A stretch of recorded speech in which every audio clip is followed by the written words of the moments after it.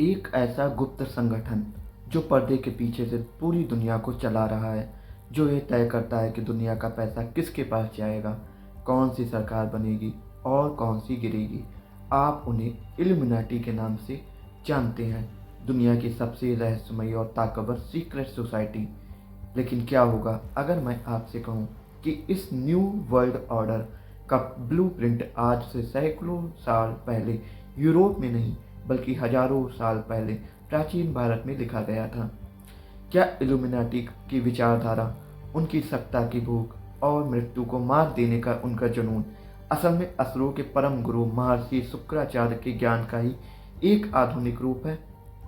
एक तरफ है 1776 में बनी एक सीक्रेट सोसाइटी जो खुद को एनलाइटेंड यानी ज्ञान से प्रकाशित मानती है, और दूसरी तरफ है भृगु ऋषि के पुत्र शुक्राचार्य जिन्हें समस्त भौतिक और गुप्त विद्याओं का स्वामी माना जाता है।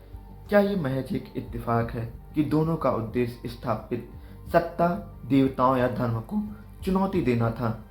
आज के इस वीडियो में हम प्राचीन ग्रंथों, गुप्त विद्या और इतिहास के पन्नों से कुछ ऐसा जानेंगे जिससे अंत तक आप ये सोचने पर मजबूर हो जाएंगे कि जिसे हम आज कॉन्स्पिरेसी थ्योरी मानते हैं, क्या वो हजारों साल पहले पहले पुराना एक सिस्टम है। इस कनेक्शन को समझने के लिए हमें सबसे पहले दोनों की जड़ों को समझना होगा। 1 मई 1776 बावेरिया जर्मनी एडम विसोप्ट नाम के एक प्रोफेसर ने इल्यूमिनाटी की स्थापना की। उनका मुख्य उद्देश्य क्या था? कैथोलिक चर्च और स्थापित राजशाही के वर्चस्व को खत्म करना। वे मानते थे कि असली ताकत भगवान या राजा में नहीं बल्कि परम ज्ञान और विज्ञान में है। अब समय चक्रों को हजारों साल पीछे घुमाइए। कुछ हिंदू धार्मिक ग्रंथों में, विशेष रूप से महाभारत के आदि पर्व और मत्स्य पुराण में शुक्राचार्य का उल्लेख मिलता है। शुक्राचार्य कौन थे? वे अत्यंत मेधावी और तपस्वी थे, लेकिन उन्होंने देवताओं, स्वर्ग की स्थापित सत्ता का गुरु बनने के बजाय असुरों, विद्रोहियों का गुरु बनना चुना, क्योंकि उन्हें लगा कि देवताओं का सिस्टम पक्षपाती है। इल्यूमिनाटी की तरह ही शुक्राचार्य ने स्थापित ईश्वरी सत्ता के खिलाफ एक समांतर पैरेलल सत्ता खड़ी करने का संकल्प लिया। हिमकुंद नड़ालाभम दैत्यानाम परमम गुरु सर्वशास्त्र प्रवक्तारम भार्गवम प्रणमाम्यहम। इसके इस श्लोक का अर्थ है, मैं भृगु वंश के उन शुक्राचार्य को प्रणाम करता हूँ जिनका रंग बर्फ और चमेली के समान है, जो दैत्यों असुरों के परम गुरु हैं और जो सभी शास्त्रों के ज्ञाता हैं। ध्यान दीजिए शब्दों पर।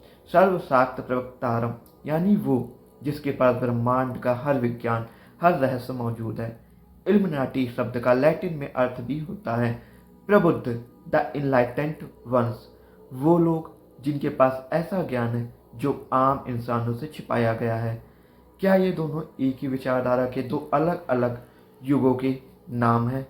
आज की दुनिया के सबसे अमीर लोग जिन्हें इल्यूमिनाटी से जोड़कर देखा जाता है, वो सिलिकॉन वैली में अरबों डॉलर किस चीज़ पर खर्च कर रहे हैं?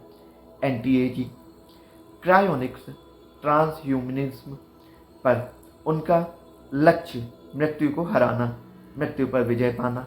यहीं पर शुक्राचार्य की सबसे बड़ी शक्ति सामने आती है, मृत संजीवनी विद्या और संजीवनी विद्या। शिव पुराण के अनुसार शुक्राचार्य ने भगवान शिव की घोर तपस्या की, उल्टे लटक कर धुएं का पान किया और वह रहस्यमय विद्या प्राप्त की जिससे वे मरे हुए असुरों को युद्ध के मैदान में दोबारा जीवित कर देते थे।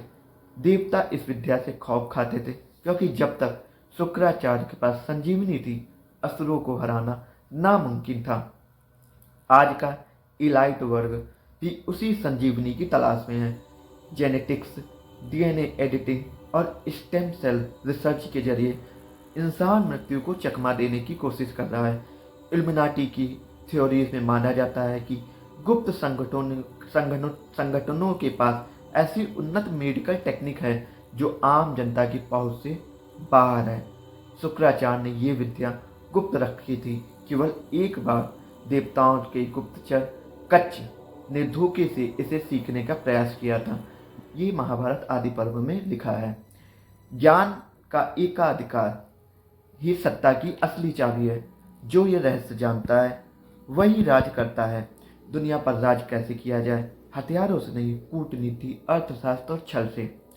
इल्यूमिनाटी पर आरोप लगता है कि वे दुनिया के बैंकिंग सिस्टम, मीडिया और कॉरपोरेट्स को कंट्रोल करते हैं। इसे न्यू वर्ल्ड ऑर्डर कहा जाता है, जहां राजा कोई भी हो नियम पर्दे के पीछे बैठे मास्टर बनाते हैं। भारत के प्राचीन इतिहास में राज्य चलाने का सबसे क्रूर, व्यवहारिक और अचूक ग्रंथ अगर कोई है तो वह है शुक्र नीति। महर्षि शुक्राचार्य द्वारा ये रचित ये ग्रंथ राजशिल्प और राजनीति का मास्टरमाइंड है। शुक्र नीति स्पष्ट कहती है कि राजा को सत्ता बनाए रखने के लिए साम, दाम, दंड और भेद हर तरीके का इस्तेमाल करना चाहिए। कूटनीति में नैतिकता की कोई जगह नहीं होती। आज के ग्लोबल एलाइट्स क्या करते हैं? वे देशों को कर्ज देते हैं, उन पर अपना नियंत्रण बनाते हैं और फिर नीतियां अपने हिसाब से बदलवाते हैं। ये पूरी तरह से शुक्र नीति का आधुनिक और भयानक रूप है। शुक्राचार्य ने असुरों को यही सिखाया था, देवताओं को युद्ध से ज्यादा कूटनीति और माया से हराओ। आज की दुनिया में ये माया क्या है? ये माया है हमारी मीडिया, इंटरनेट, फाइनेंस सिस्टम, जो हमें लगता है कि हम कंट्रोल कर रहे हैं, लेकिन असल में कोई और कर रहा है। ज्योतिष शास्त्र, एस्ट्रोलॉजी में शुक्र ग्रह प्लैनेट का प्रतिनिधित्व करता शुक्राचार्य करते हैं। 9 ग्रहों में शुक्र किस चीज का प्रतीक है? धन, ऐश्वर्य, विलासिता, लग्जरी, ग्लैमर, कला और आकर्षण। दुनिया का सारा पैसा, सारा glamour, Hollywood, Bollywood, film industry, ये सब ज्योतिष रूप से शुक्र के अधीन माना जाता है। अब इल्यूमिनाटी की थ्योरीज को देखिए। इल्यूमिनाटी का सबसे बड़ा हथियार क्या माना जाता है? पैसा और ग्लैमर।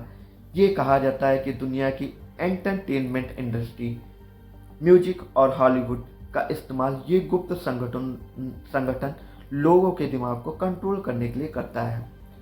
असुर राज बलि, राजा महाबली के समय में शुक्राचार्य के मार्गदर्शन में असुरों ने इतनी संपत्ति और विलासिता इकट्ठी कर ली थी कि स्वर्ग की चमक भी उनके सामने फीकी पड़ गई थी।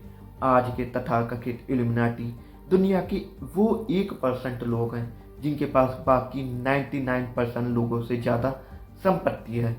ये कोई संयोग नहीं है। प्राचीन काल में जो काम शुक्राचार्य ने असुरों के लिए किया, उन्हें भौतिकता, मेटेरियलिज्म और अपार धन का स्वामी बनाया, आज वही काम ये गुप्त संगठन कर रहे हैं।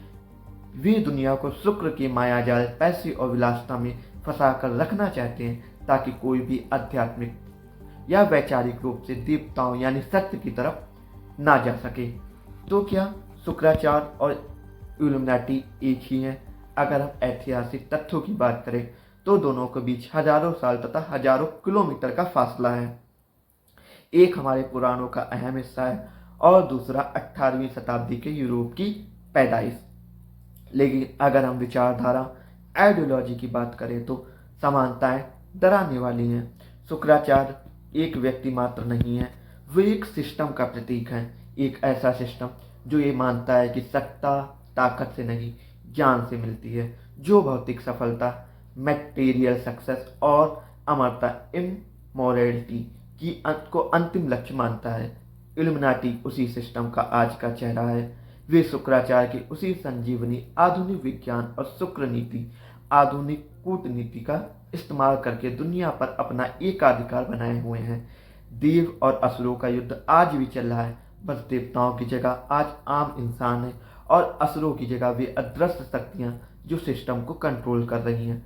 आपको क्या लगता है, क्या हमारी दुनिया आज भी प्राचीन ग्रंथों में लिखे गए नियमों के अनुसार ही चल रही है? क्या इल्यूमिनाटी जैसे संगठन शुक्राचार्य की शुक्र नीति का ही पालन कर रहे हैं? अपने विचार कमेंट में जरूर बताएं। अगर ये रहस्यमय सफर आपको पसंद आया हो तो चैनल को सब्सक्राइब करें और इस वीडियो को शेयर करें। हर हर महादेव।